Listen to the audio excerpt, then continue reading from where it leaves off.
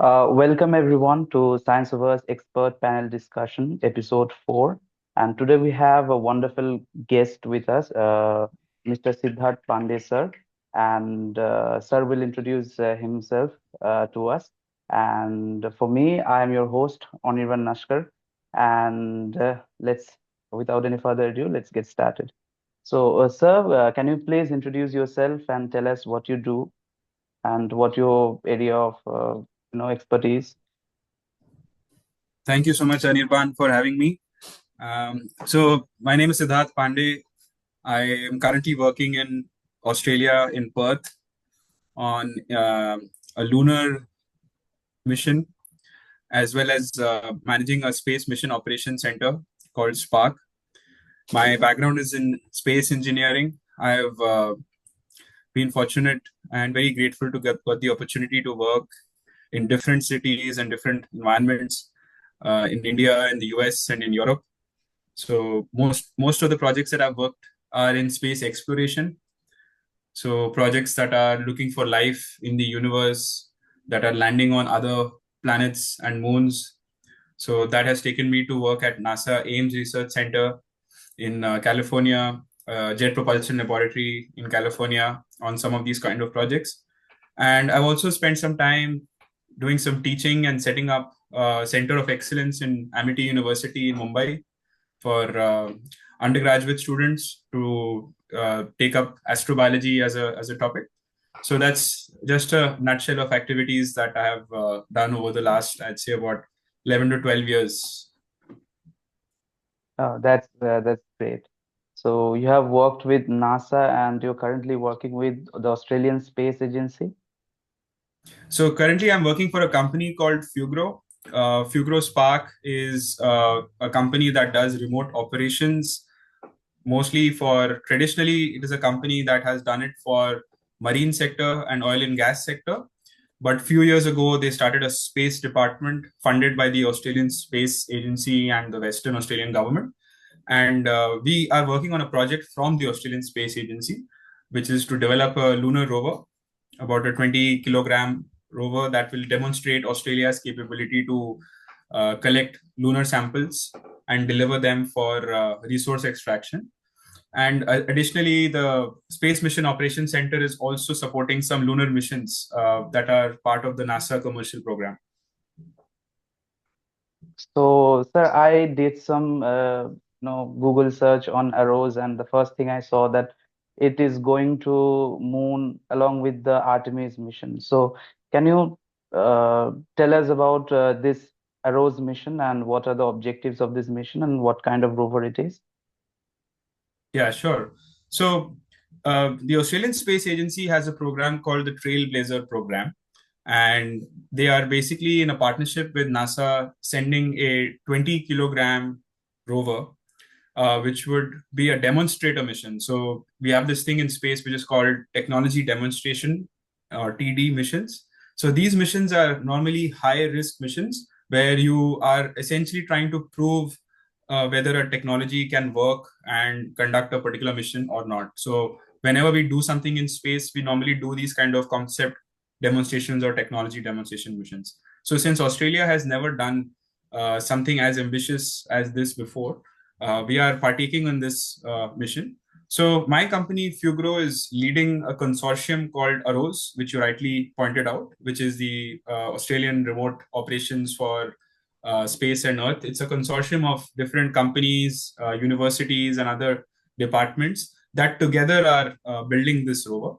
So we are currently part of a competition, actually. So we are one consortium. So last year, there were two consortia that was selected by the Australian Space Agency to develop the early design of the rover, what we call the preliminary design. So both the consortia have worked very hard over the last 1 year and developed the design for the rover. And we are very confident that our consortium has built the design that will eventually fly Australia to the moon. So that is essentially the task. The mission will take place in 2028 as of now, between 2027 to 2028, and will fly the lunar rover as part of a payload from the US. So NASA will be sending the rocket to the lunar surface, and American lunar lander will be landing on the surface, and inside that will be this rover that we are developing. So is it going with the astronauts? Like the Artemis mission, the part of the Artemis mission is to land humans to the moon again. So is this mission going with the astronauts or a different Artemis mission where there are no humans involved? Yeah, so that's a good question. So we are actually part of the resources that will support the astronauts. So our Okay. mission will be a completely robotic mission where you will have a lander, and inside it there will be several other instruments, and this rover will also be present. But so the NASA's Commercial Lunar Payload Services, or CLIPS program, is providing all the resources that the astronauts, as part of the Artemis program, will be requiring. So the Commercial Lunar Payload Services is within the Artemis program, but the Artemis program has both astronaut missions, which have humans going to the surface, and it also has robotic missions where you have all the necessary. So before the astronauts actually land on the surface, they'll be requiring a lot of infrastructure to be placed there. So we are part of that early sort of missions that will be going completely autonomously operated from Earth, and will be placing certain technologies and certain demonstration, certain sort of things like resource extraction and all of those things. So all of those packages that are going to go, they will be going as separate missions, and the astronauts will be flying as part of separate Artemis missions.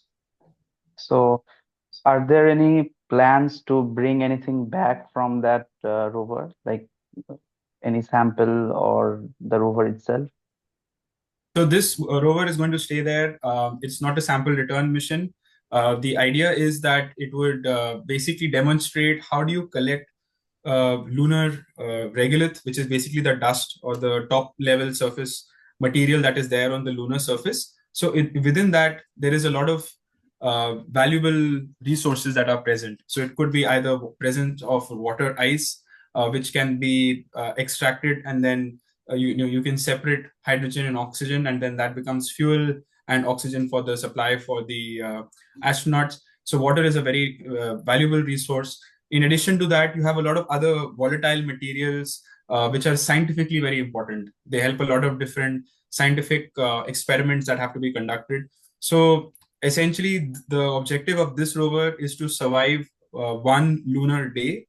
So one lunar day is roughly about 14 Earth days. So that's the duration of this mission. And within that duration, it will have several tasks that it has to accomplish, and then that will be the end of the mission once that gets over. The subsequent missions that will take place after that will build upon the success of this mission, wherein they will be adding more and more sort of complexities as you go along. And sample return is of course an important step, but right now the focus is not to bring back the samples, but to find, to demonstrate that you can actually collect the samples, transfer them from point A to point B, and even extract some resources from it. Those are the goals where all the activities will take place on the moon itself. I see. So, sir, since you just talked about the lunar regolith and the possibility of extracting water from it, so my next question to you would be, what importance does the lunar regolith hold for humans in future space explorations? So when you're going and you're traveling in space, the moon is definitely the closest location outside of Earth where you can actually set up a base. A lot of people talk about going to Mars and other places as well.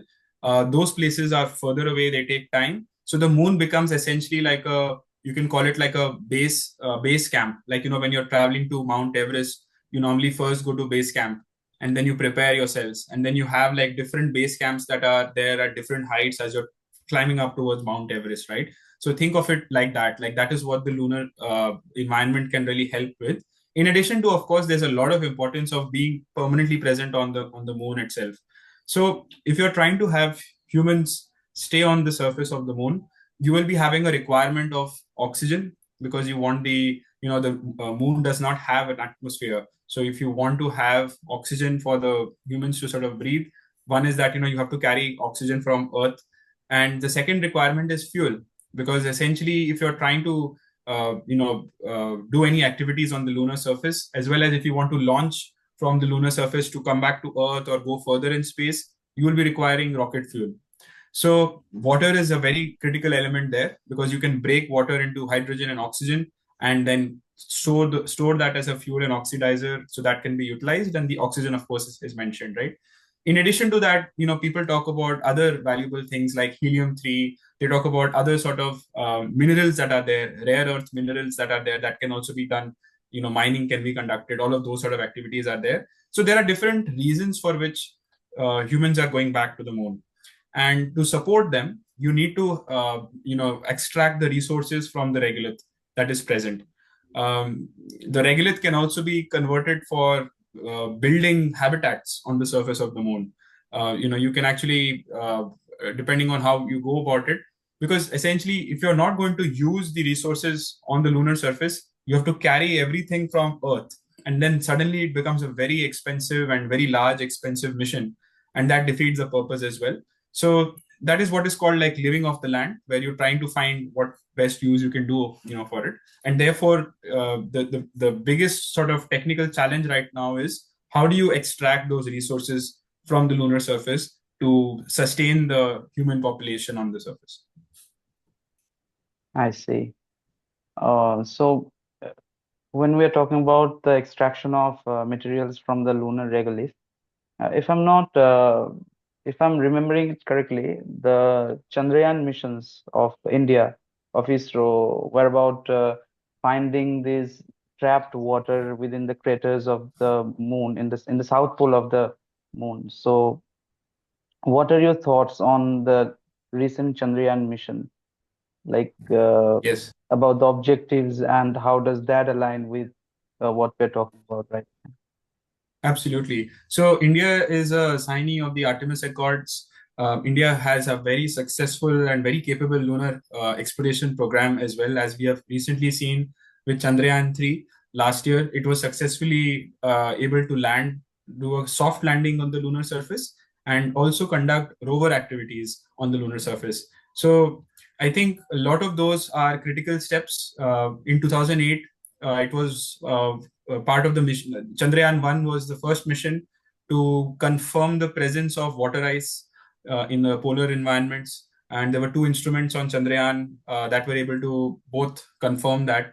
And subsequent to that, a lot of missions have been able to map out the different craters where in the South Polar region, and also the North Polar region, but mostly in the South Polar region, where you have presence of permanently shadowed environments. So basically, because the sunlight never reaches there, the ice has remained frozen for many, many millions and multi-million years. The ice has remained completely frozen there.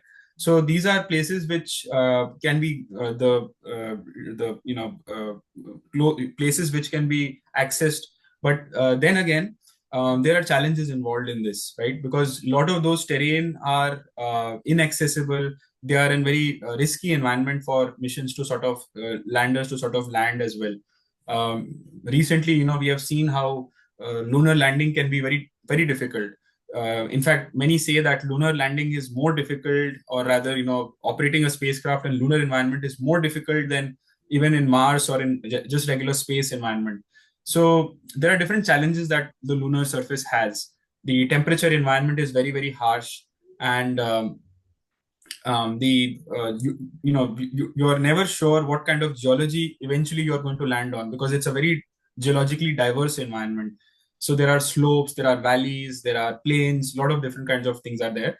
So eventually, we would like to land as close as possible to a water ice rich deposit site, which can be accessed. But many a times it is located in a shadowed region, which means that you are in a completely dark environment. So you don't have access to solar energy to be able to get the energy to operate anything that can be sent to get those resources, collect those resources, and be brought back.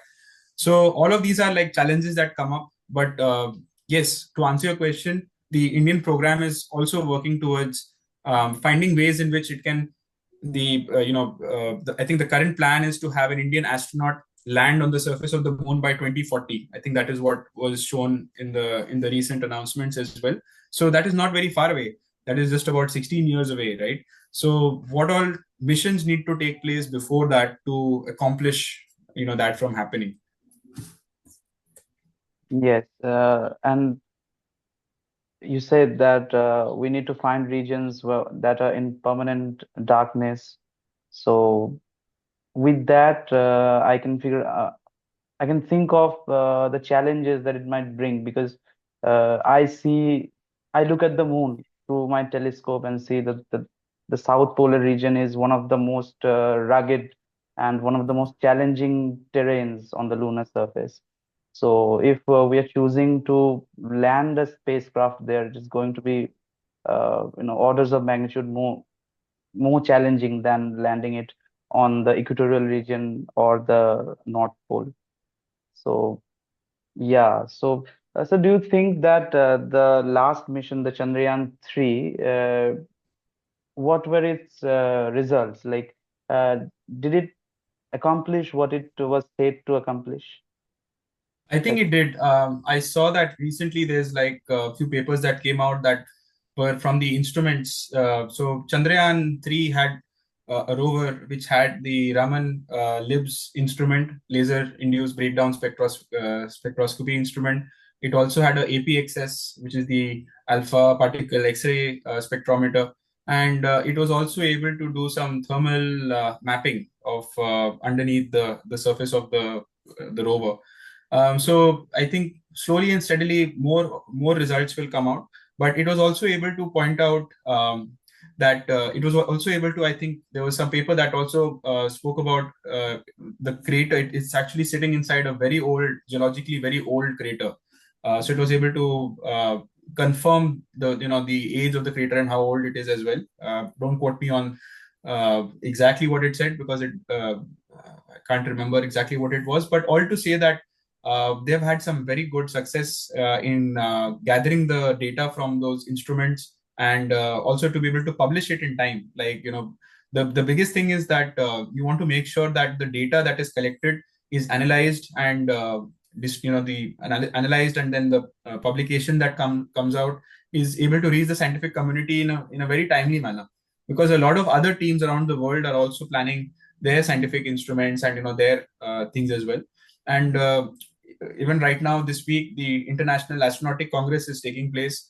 So as I understand, I'll not be there, but some of our team members are going to be there, and they'll be interacting and hearing from some of the Chandrayaan mission people as well, because they are going to give an overview of the findings from this mission as well. So most likely they will be publishing that information. I think the abstract is already available publicly, that can be seen. But once the paper comes out, I think that will be a great place to see, and that will be like an overview paper that will talk about the success of Chandrayaan 3.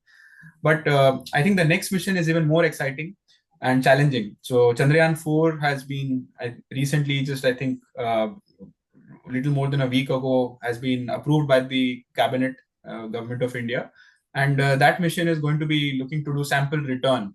So it will be sending a sample collection mechanism where it will drill down to a depth, collect the samples, and then store it in a re-entry vehicle that will be shot out from the lunar surface. It will go into the orbit. It will attach itself to the transfer vehicle, which will then bring it back into Earth atmosphere, and then land somewhere close to our country. So that is a very challenging mission because it demonstrates that India has the capability to collect the samples and also bring it back, to Earth. And eventually, it is also trying to link up to, one is the robotic exploration, which is what Chandrayaan has done so far. And then eventually we talk about integrating with the human space program, where you eventually will start expanding the size of the lunar lander to actually be able to take a human to the surface of the moon and then, bring them back, like how Apollo mission had done it in the past. So that is overall, I think, the map that they have for the next few years. it's financially going to be very as well as uh, it's going to be very challenging financially as well as technologically, right? That's correct. Yeah. It's definitely, as soon as the uh, human element is attached to any space mission, the number of tests and qualification that need to be conducted goes up exponentially. So what makes space expensive is the amount of training, testing, qualification that happens, and all of those number of hours and the number of people involved and all the different technology and components that are involved for doing human rated space missions, it becomes very, very expensive. So that is just how things work. As soon as you have a human space mission, it is way more expensive than a robotic mission. Yes. Sir, you are also working as the manager for lunar mission operations for the upcoming NASA Commercial Lunar Payload Service program. So, can you tell us Yes. more about this program, what it is about? Sure. So there is a company in the US called Intuitive Machines, and they are one of the first companies to have successfully, as a private company, land on the surface of the moon. So recently in February, the IM-1 mission, Intuitive Machines 1 mission, was part of the NASA Commercial Lunar Payload Service program. So basically what is happening is that NASA is having a commercial program where it is selecting private companies to build out the different spacecraft that are part of the lunar missions. So the lunar lander is being built by, let's say, 3 or 4 different private companies in the US. So Intuitive Machines is one of those companies, and they essentially are now got the contract from NASA to conduct, building out the lunar landers that will then carry inside it all the different payloads, rovers, and all of those kind of things. But that could be coming from NASA. They could be coming from any international payload. Like in our case, it's coming from the Australian side. So they are essentially then integrating those payloads and rovers inside the lunar lander, and then NASA is launching them, from their facility onto the lunar surface. So that is, in a nutshell, the NASA lunar program. So Intuitive Machines has several missions that are coming up, and our company in Australia, Fugro, is partnering with them to support their mission operations. So normally what happens is that whenever you remotely operate a particular mission, there's a team of people who are essentially part of the operations team who work with the scientists and the engineers to ensure that all the commands that have to go and all the data that is coming back from the mission are essentially passed on in a very smooth and efficient sort of manner. So that is the task of the operations team, who are always on standby, and they work very closely with the lead of the particular mission, as well as the scientists who are involved or the engineers who are involved in the payloads, and they ensure that the data going to the spacecraft and the data that is received from the spacecraft is essentially managed very, very well, and they play a role in the operations of the mission. So in the first mission, the IM-1 mission, our team was what you can call as the backup operations team. So we were not technically touching the mission operations, but we were part of receiving the data, collecting and analyzing the data. Now, the upcoming missions that Intuitive Machines is doing, so there is going to be IM-2 and IM-3 and so on and so forth. Our team is going to play a slightly larger role in supporting their mission operations team. So Intuitive Machines is a company that's based in Houston in US. So they have their own mission operations center. That's the primary. And we are located in Perth in Western Australia. So essentially the idea there is that between their team in Houston and our team in Perth, we're able to give like around the clock mission operations. So as soon as it's nighttime there, our team, takes over the operations from them in the morning, and then we operate it while they are having their nighttime, and then we do our morning, and then we pass it on to them. So it's essentially round the clock, maintenance of the spacecraft, receiving the data, and gathering all of the information. So that is the role of a mission operations team essentially. So we have a facility in Perth that has been set up to support mission operations for all different kinds of complex missions that go into space, which is essentially right from the point of launch. So when a spacecraft leaves the Earth and goes into space, it enters into orbit and then travels towards the lunar environment, enters lunar orbit, soft lands on the surface of the moon, and then you have, like, for example, there is a rover in that mission. operating the rover, all of those aspects, collecting all of that data. Through all the phases, the mission operations team plays a very critical role in ensuring that all the different milestones that have been set for the mission are, achieved. Okay. About NASA giving out contracts to private companies, NASA has been say giving out contracts to SpaceX for carrying their payloads, and as you are saying that you have worked with companies that or you are working with companies that already have received NASA's contracts. So regarding the recent Boeing incident that happened, it was also uh, NASA giving out contract to a different private company. So do you think that this Boeing incident is going to have some backlash over NASA giving out contracts to private companies for its job, for doing, NASA's job for themselves? I think maybe backlash is not a word, but it will definitely be a learning experience for both, not just for the company, but also for NASA. Because traditionally, NASA has always relied on private companies for many of its missions, not just the lunar missions, but also for ISS missions and others. So there have always been contractor companies that are building. This is true for space, it's true for aviation. And human spaceflight, like I mentioned, it significantly increases the complexities that are involved. And for private companies to get the experience to service human spaceflight missions, it is a learning curve. And I think so. When I said it's going to be learnings, not just for the companies, private companies, and but for NASA as well. It's just to go. It goes to say that there are limitations involved.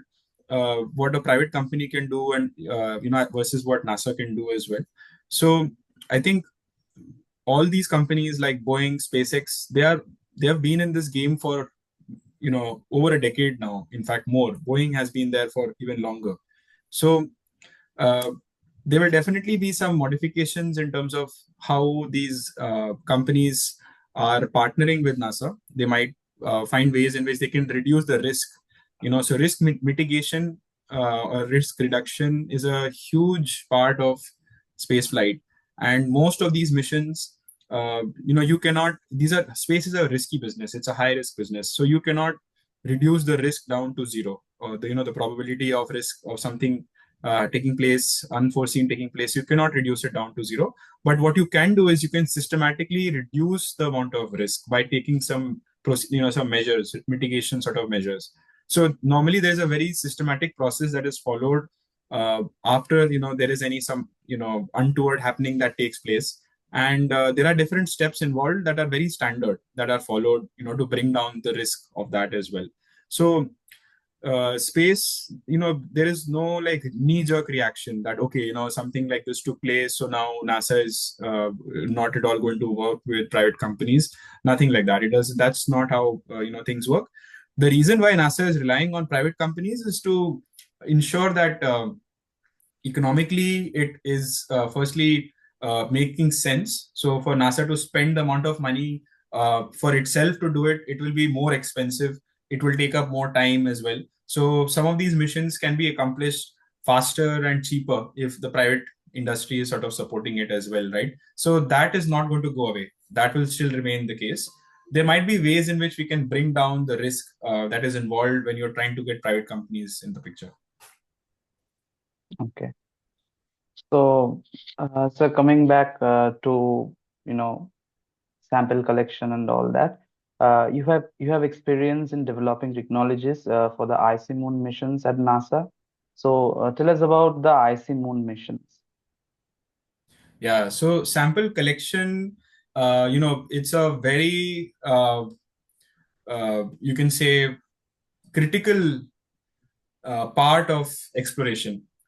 Because if you're doing a scientific mission, you need to be able to actually physically grab that sample, whether it is on the surface of the moon or whether it is on the surface of Mars, or in the case of icy moons. So icy moons are essentially moons of larger planets, and these moons are completely covered in ice. So, for example, Jupiter has a lot of moons, and Europa, for example, is one such moon which is completely covered with an icy crust. And underneath that icy crust, there is a liquid water ocean that exists.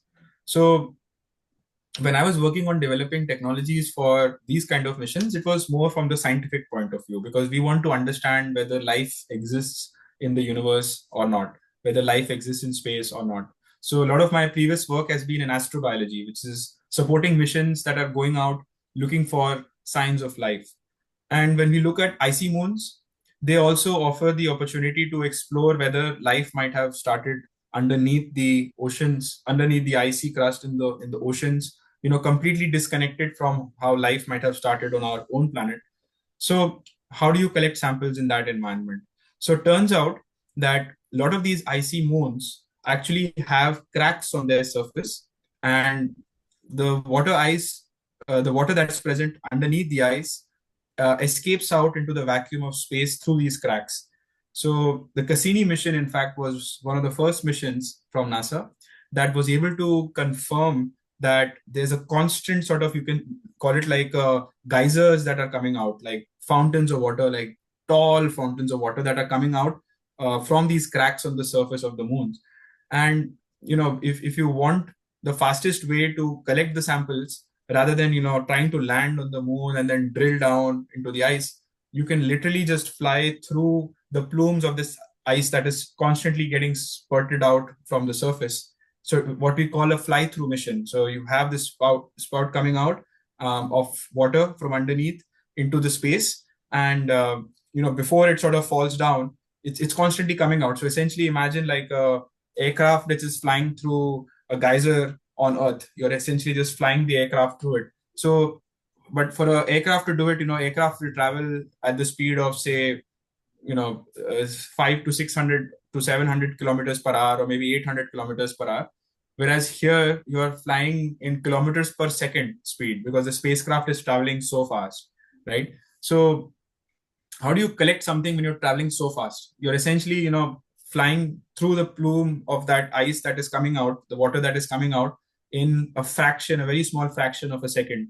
And essentially, how do you collect it? So when I was at JPL, I was part of a team that was working on a mission concept where we were looking at ways in which we can actually fly through the plume and then collect those icy particles. And my work involved trying to study different designs of collectors. What would happen if you have a collector shaped in a certain way, and imagine something like a funnel that is sort of going as part of the spacecraft, and you have got particles coming out. So how does that particle look like? So I was basically trying to understand the path of the particle once it has collided with the surface, so based on physics, looking at different laws of collision dynamics. So we were doing some dynamics modeling, trying to understand what happens to the ice, because you have the liquid water. So once it's underneath the icy crust, it is in the liquid form.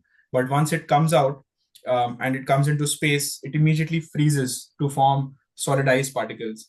And then if you're trying to collect it, it hits the surface, and that causes heat. So that then again changes the state of the ice. So it's a very complex problem in terms of trying to understand. Eventually, are you trying to collect just that single one ice particle, or does it, what happens once it hits the surface of your collector? Does it stick?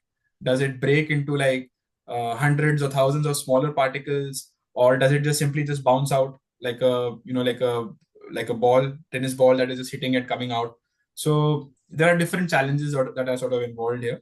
So that was just in a nutshell the kind of work that I was doing in terms of sample collection. Yeah, and I believe Cassini was the first one to, do a flyby through one of these geysers of Enceladus, I think Saturn's Correct. icy. Yeah. Correct. And in one of the Jupiter missions, I think NASA developed a material called aerogel to collect samples, right?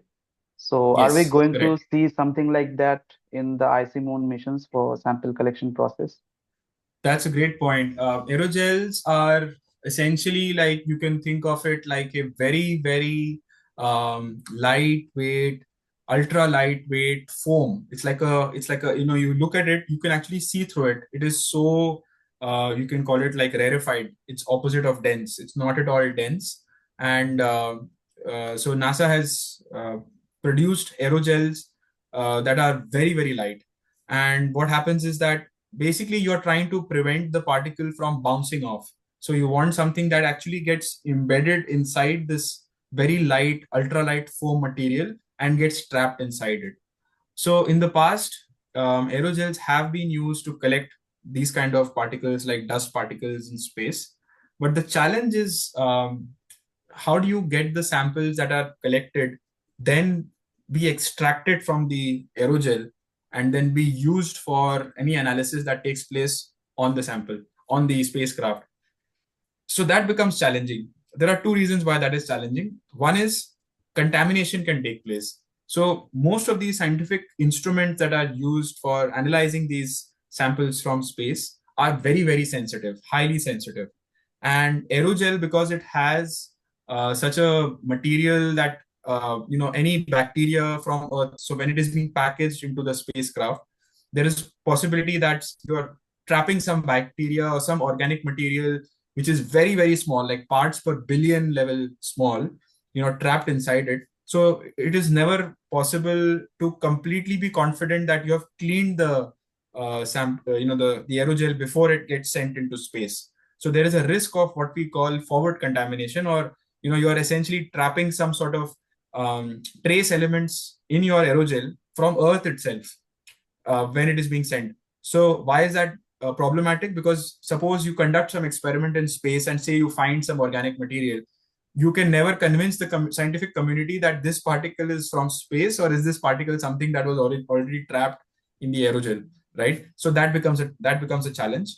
And secondly, just getting the sample out of the if a sample that's getting trapped inside the aerogel, it is very difficult for us to remove it on the spacecraft, because many of times these spacecraft that are going to Europa or in Enceladus, these kind of missions, they are not coming back. These are not sample return missions. So the spacecraft needs to on board do all the scientific analysis and send back the data, to Earth. So it becomes very mechanically a very complex situation, that how do you extract the sample out of the aerogel that is trapped inside it. So because of it, it is not the most sought after technique for doing any in situ sort of analysis. But a lot of missions have done it for collecting the dust particles and then bringing the dust particles back to Earth. So Cosmic Dust Analyzer and some other instruments were there that have done, using aerogel to capture the dust particles from comets and asteroids and those kind of materials. But for doing this kind of very sensitive scientific analysis, it's very, very hard for the reasons that I mentioned. Okay. So, sir, suppose that we send the missions to these icy moons, and these missions collect some samples. So, and these samples are brought back to Earth and analyzed.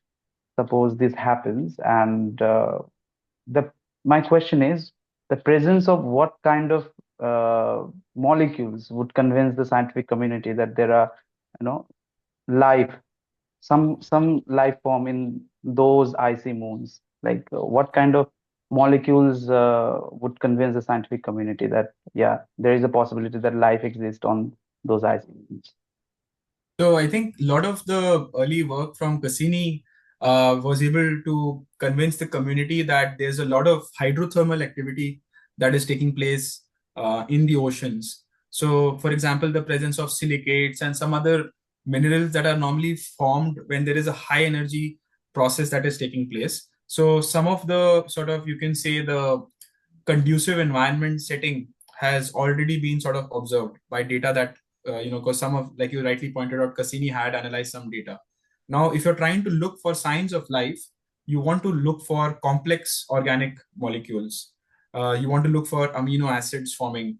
You want to look for essentially any remnants of biological formation. So, so it's not just about finding, say, microbes themselves or remnants of microbes, but essentially you're trying to look at the byproducts of prebiotic chemistry. When chemistry turns into biology, what are the molecules that are formed as byproducts when that process sort of takes place? And essentially, these are what we call complex organic molecules that are normally formed whenever there is a biological process that is sort of acting there as well. So there is like a whole bunch of different, you can say, an array of molecules that can sort of help convince. But how life detection works is that you have to rule out a lot of different possibilities why that molecule might have formed. That could be probably geochemically done, or just sort of just out of chemistry, water chemistry, water action that is taking place can happen, and arrive at so there is a very robust table of sort of ruling out different reasons why that molecule might have formed, which have to be sort of convinced before you arrive at saying that, okay, we have exhausted all the reasons why this could have formed artificial, like, just out of non-biological processes, to say that it is life. So it's a very sort of complex procedure. And the scientific community is still evolving that table in terms of being able to arrive at the best possible convincing answer as to why this might have formed. So wait a minute, just I think I'm getting a call. I will just turn on the airplane mode so that I don't get any calls. No problem.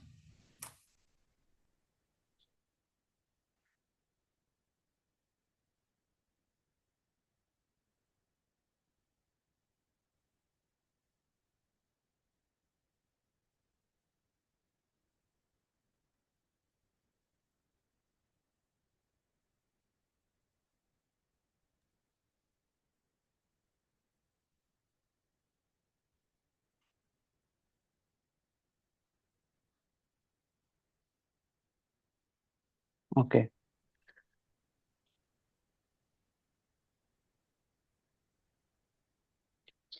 Yeah, so when analyzing molecules, there is always a possibility that these molecules have formed, in a in a non-biological manner, like there was no biology involved in it. So how are we going to be sure that whether this molecule formed biologically, or just it is a byproduct of some geological process happening in that environment? So based on the observations of how we have seen those molecules forming on Earth, there are a set of experiments that need to be conducted. So, which is why you need a minimum volume of sample to be able to do all of these different experiments as well.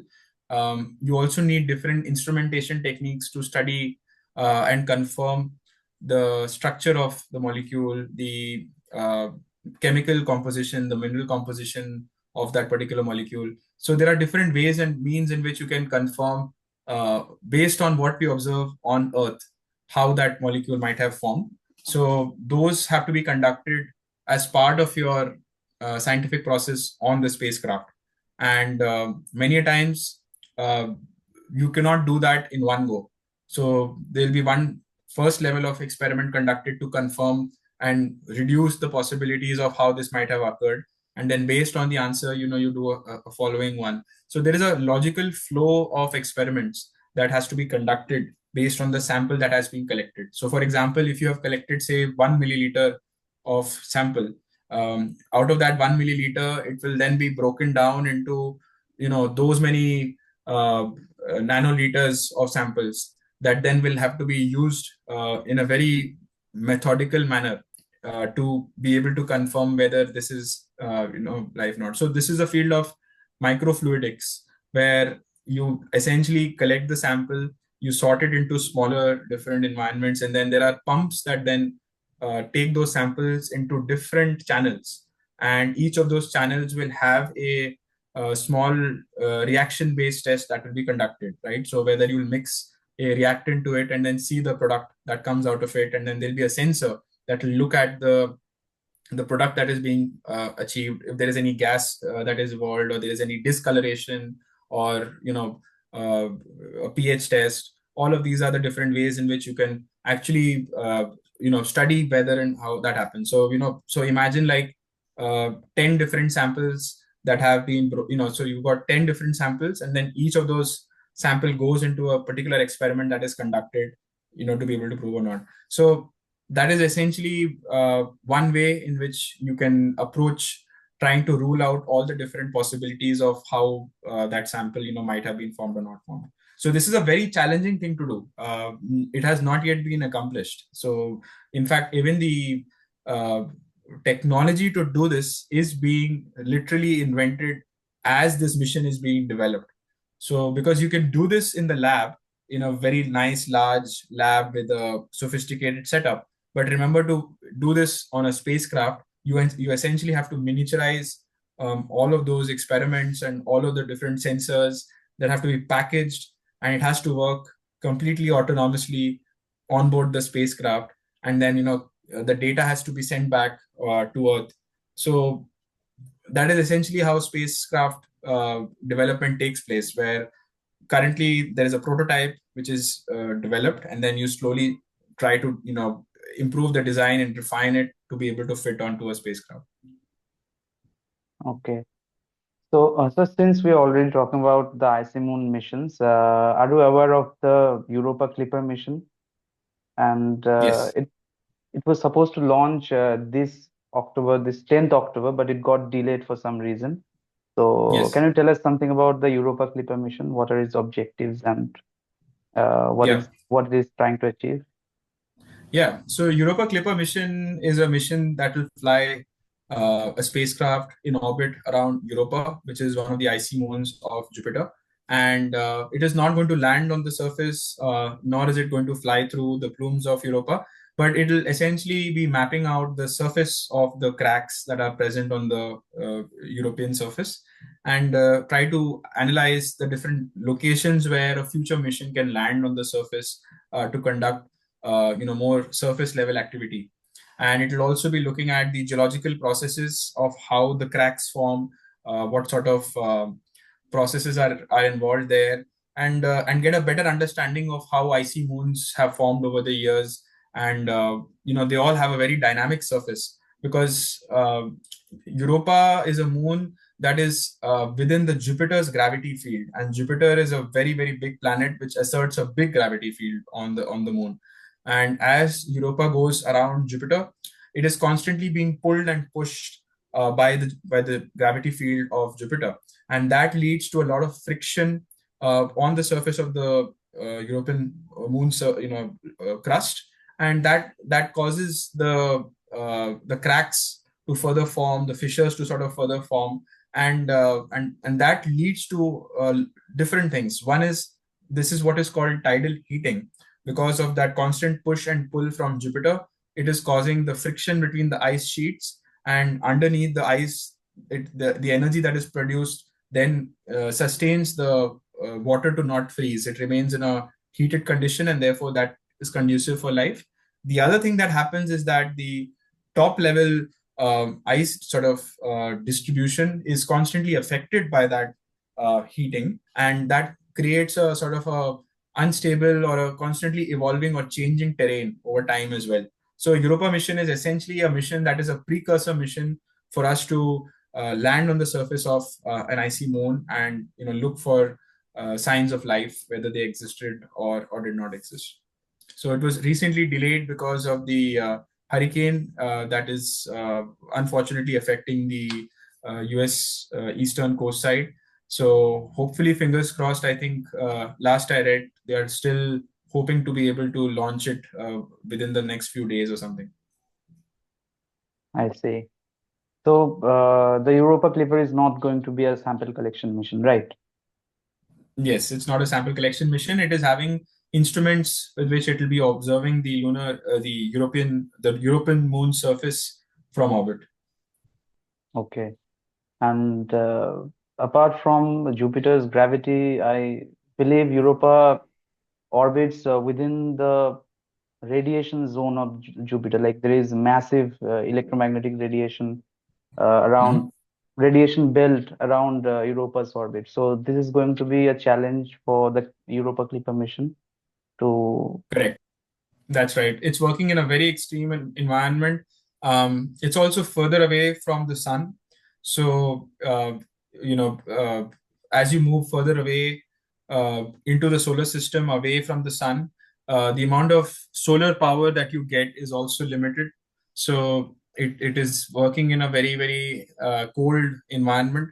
But at the same time, it's also a high radiation environment. So all of these, and remember that it's going to take a lot of years to reach the Jupiter system of the planet and moons. I think it'll take probably 6 to 7 years, if I'm Six not wrong, years. to reach years.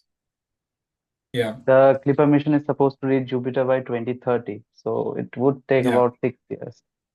Yeah. And So that also means that the longer mission that is there, the more chances are for things to also fail en route while it is getting there. So all of these make it a very challenging mission as well. yeah, and I was looking at the mission plans and objectives, and I saw that to bypass that radiation zone, the plan is to, dive into the Europa system once and then come out, then dive again, like after some time. So they're not constantly present there by Europa's side to avoid the radiation. They're just Yeah, moving away from the moon and then coming back after some time. It's like kind of a elliptical orbit around the moon and getting in and correct. out of Because the. in Correct. Yes. Because in space, in addition to the radiation, you also have limited fuel on board, and you have to plan your orbits very carefully. So, it takes a lot of energy to slow down a spacecraft or power it up, speed it up.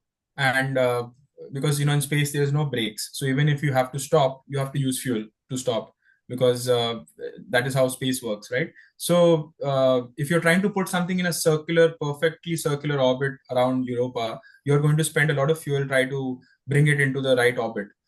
So that is why we try to minimize the use of fuel by placing it in the right elliptical orbits in which it can literally just go do a quick flyby, come as close as possible, collect the readings, and then come out. So you make good use of time, make good use of fuel as well while you do that, and also you prevent the radiation exposure. Okay. So you also have experience in developing the technology for sample collection on Mars and Venus. So tell us about your work and how are this mission carried out? So, very different environments from what we just spoke about. The lunar environment and Mars surface environment, you essentially are trying to collect the samples that are already on the surface as compared to what I mentioned previously, which is the fly-through mission, which is, your the sample is already, it's traveling at a speed and it is in space and you're trying to capture it. So it's two moving objects, literally like sample going up and then the spacecraft going and then capturing it. In the case of sample collection, when you're on the surface, so there's a lunar lander that comes down and then there's a rover comes out. So you're looking at using things like scoops, where essentially you have a robotic arm with a scoop attached to it. It goes, collects the sample, brings the sample in, and then drops it into a sample cup that goes inside the spacecraft for conducting the experiment. Or the other objective is that you drill down. So you have a drill that comes out of the spacecraft. It drills down to your target depth. It goes down, and then as it is coming up, it pulls out the regolith as part of the drill's flutes, and then those get collected. And the third mechanism is a coring mechanism. So core is like a drill, but it's hollow from inside. So it drills down, and then as it is drilling down on the inside of the drill, internally there's a hollow cylinder, and once you have drilled down to the surface, uh, you essentially have a core that is present on the inside, and then it twists to break that part inside the drill and then pulls it out. So you essentially have a cylindrical block, which is called a core, which is different from what a drill does, because a drill will create a powder that will be collected. So we basically, have experience with different kinds of mechanisms that are able to collect samples from the surface. And the lunar and Mars environment are very different environments. Lunar environment is completely vacuum. Mars is having some amount of carbon dioxide. So they create different kinds of temperature pressure environments in which the drill has to work. And Venus is even more different, because on the Venus surface, you have a very high temperature and high pressure environment. So up to 500 bar pressure and temperature of about upwards of almost 500 degrees Celsius, uh, 600 degrees Celsius. So it's a very sort of different materials that are needed, and how the samples are then moving in that environment once they have been dislodged is also very, very different. So depending on the mission, we come up with different technology to be able to collect the samples. Okay. So yeah, let's come back. Let's talk about one of the most important topics of all time. We are presently facing climate change on this planet, and this is one of the gravest concerns of this century. And you said that you are passionate about space and climate study advocacy and popularization. So, what are your thoughts on these recent climate conditions?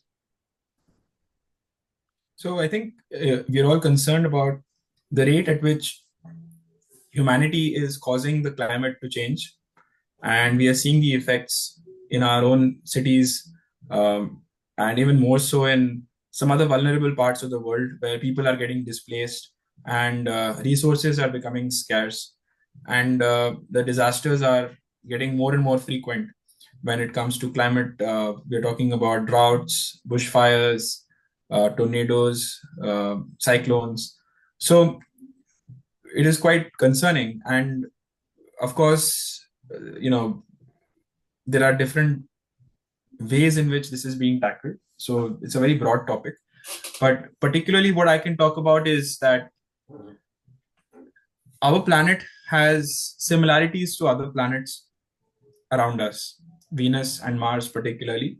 And by studying our own planet, we get to understand other planets. And similarly, we also understand how Earth behaves based on looking at other planets. So, all to say that planetary scientists and Earth scientists learn from each other based on what they are able to study respectively. So if a Earth scientist is looking at procedures or processes on our own planet, because our planet doesn't exist in a vacuum. I mean, it's in space, which is a vacuum, but metaphorically, it is part of a solar system. And there are certain aspects as to why what is happening right now on our planet, naturally speaking, how those processes would have happened. But what humanity has done with our own sort of disturbances of this ecosystem, we have speeded up the process, or we have disrupted the process, in terms of how that happens. So part of my work took me to remote locations to study how Mars might have been like, for example. So, as we have developed this technologies for exploring Mars, we want to take them to environments on our own planet, what we call analog environments, terrestrial analog environments. And these are environments which simulate the environment of what Mars would have been like billions of years ago. So many, many years ago, if you look at Mars, for example, Mars currently is a very cold, dry, mostly like a desert environment, right? But many billions of years ago, it actually was Earth-like. It was warmer. It had more of an atmosphere, a richer atmosphere, and because of that atmosphere, it was able to have a liquid water on its surface as well. This is something that has been confirmed recently from the rover missions that NASA has sent to the surface. So, what were the changes that took place on Mars that eventually changed into the conditions that it is today? Those kind of conditions are taking place on our own planet in a different context. So, like for example, I'll make the analogy. If you look at the Ladakh environment in our own country, if you go to the Himalayas, you can see that the glaciers are slowly drying up, and the temperature is going up, and that is causing the glaciers to melt, and we are losing a lot of the water resources that are there. So that drying activity, if you just take that aspect of that drying activity, planetary scientists and us space engineers have been trying to understand in Ladakh. We've been working in Ladakh over the last 8 years, and done different expeditions and done them close to some of these glacial sites. where we try to understand how a glacier is slowly drying up, and then we try to understand that how that environment might have been on another planet, on Mars, for example. So Ladakh is a what we call an early Mars analog. It helps us understand how those processes took place on another planet. Now, having said that, it is also being studied by the climate scientists because they are also trying to understand the rate at which the glaciers are melting and the lakes are slowly drying up and only leaving behind the minerals and the salt that is present inside those lakes, right? So climate scientists and earth scientists study it to understand processes on Earth, and planetary scientists and space engineers study the same process but from a planetary perspective. They try to understand how on other planets how life might have evolved, or eventually as the water dried up, the life also eventually died out, for example, right?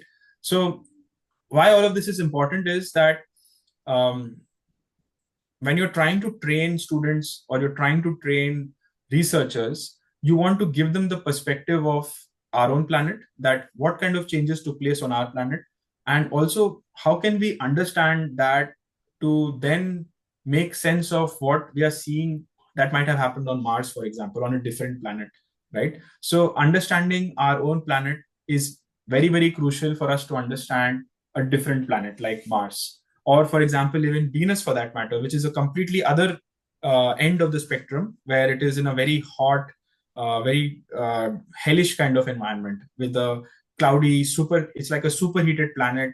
The clouds have completely covered it, it is closer to the sun, and all the energy and the heat is trapped inside it, right? But Earth, Mars and Venus all were born at the same time, 4.6, roughly 4.6 billion years ago.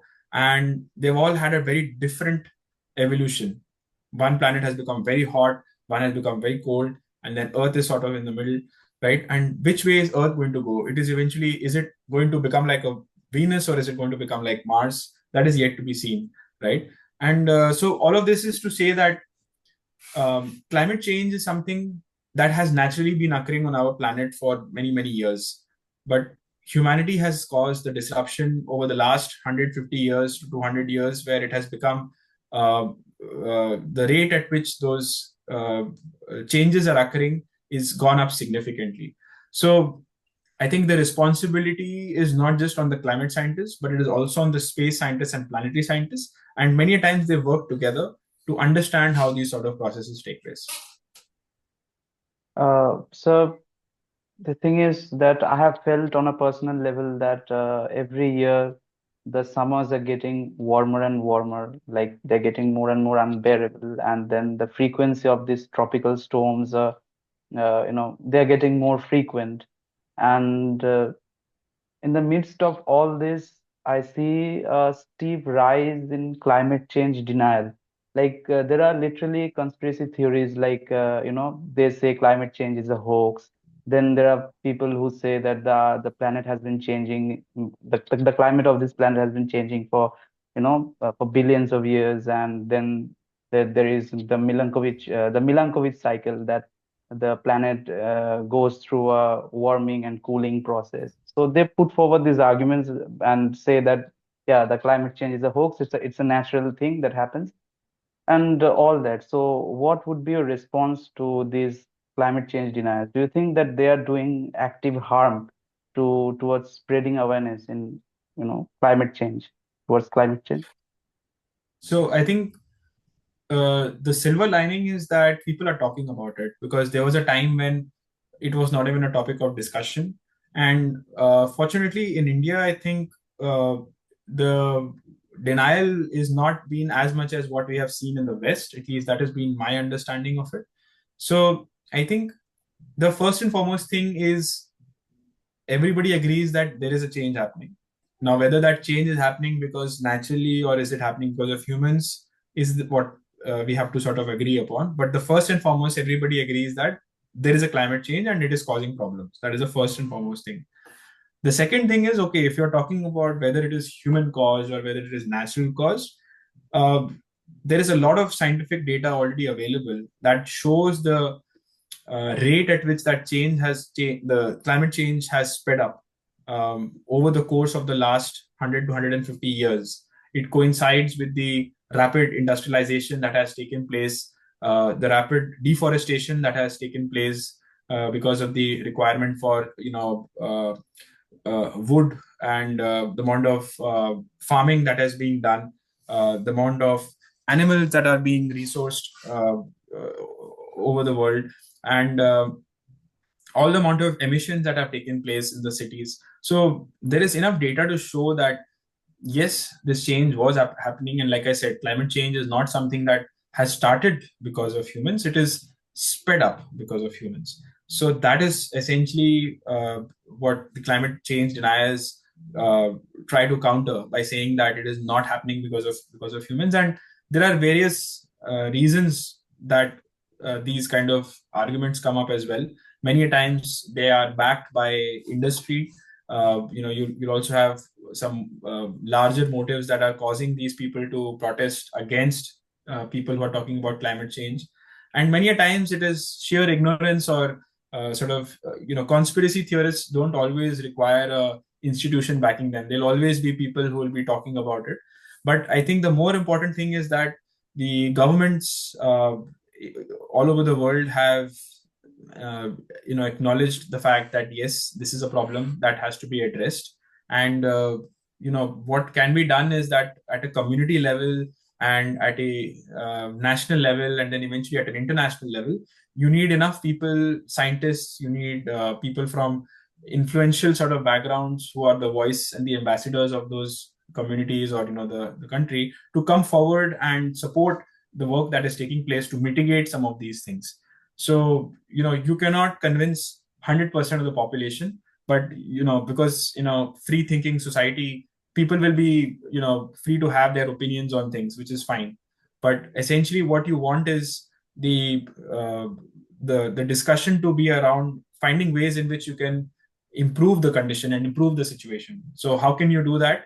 By empowering people who are part of the climate change action processes, right? People who are doing actual action at a community level, talking about companies, startups that are involved in using sustainable ways in which they are offering their products and services. So, supporting them, and just ensuring that the government is receiving the right input from the communities and the societies as well. So it's, as a responsible citizen, it is our duty to provide the feedback and the response, and also to question any sort of activity that the government is supporting or not supporting. And those are the things as responsible people that we can do. And above and beyond that, there will always be some level of conspiracy theories or denials that will be there. So we just have to choose how we, with social media coming up, more and more people get voices to be able to talk about it. So it suddenly looks like, yes, there's a sharp rise of people, but we also have to look at the fact that we have to use that social media to communicate and pass on information to as many people as possible. Okay.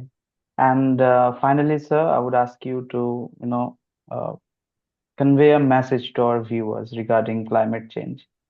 Like, what are your views, and what is your message to our viewer? I think the most important message is that there's a misconception that people feel that those who work in the space field do not concern themselves with the problems on Earth. And I've myself experienced a lot of people who have come up to me saying that going to space is like escaping from Earth, or you are going to space because you've already spoiled our planet. So I think for those of us who are working towards space exploration, we absolutely value the preciousness of our planet, and we are not going to space because we hate our planet, or we feel that we don't concern ourselves with the problems that are happening here. It is just a sheer nature of scientific curiosity and exploration and adventure that has pushed us to work at these boundaries. But at the same time, I have been over the last 7 to 8 years doing a lot of work in these analog environments where we have been trying to study these very vulnerable environments like Ladakh. There are these wetlands which are present right now around these salty lakes and these hot springs that over the last 7 to 8 years we have witnessed how that entire environment has changed and how climate change has affected these environments. So we are personally connected with those places ourselves. So our team is continuing to work in these kind of environments to understand how our planet is changing and how it can help us understand other planets as well. So I guess the take home message is that when we look at climate change, we have to understand that our planet can learn a lot from how other planets have evolved. That is the first message. And secondly, we are all responsible for saving our planet as much as anybody else. It's not just the job of scientists or engineers. It is everybody's responsibility to do that in some way or the other. What we are working on right now, which hopefully in the next few weeks we will be able to publicly talk about, is a program that will allow people to um, participate in observing and witnessing how climate change is affecting some of these sites, and also talk about how people can meaningfully contribute to understanding our planet and finding ways in which we can uh, better understand how other planets have evolved as well. So Earth and Mars and Venus, all of these different planetary systems are all connected in their own way. And it is important for us to understand that Earth and space are not completely disconnected. They're not two different things. There's a lot of connectedness between these sort of environments. So I guess the take-home message really is that space science and climate change there are overlaps between these areas, and we are trying to find ways in which we can engage students to be mindful of sustainably exploring our planet as well as exploring space. And with that, we come to the end of this session. Thank you so much, sir, for joining this session and taking out some time from your valuable schedule. And for our viewers, do like, share, and subscribe to this channel, and follow us on Instagram and other social media platforms. The links will be provided in the description of this video. And thank you so much, sir, once again for joining this session. And I hope it was a great session and it was a pleasure talking to you. Thank you so much, Anirban, for the opportunity, and I wish you all the very best with your podcast.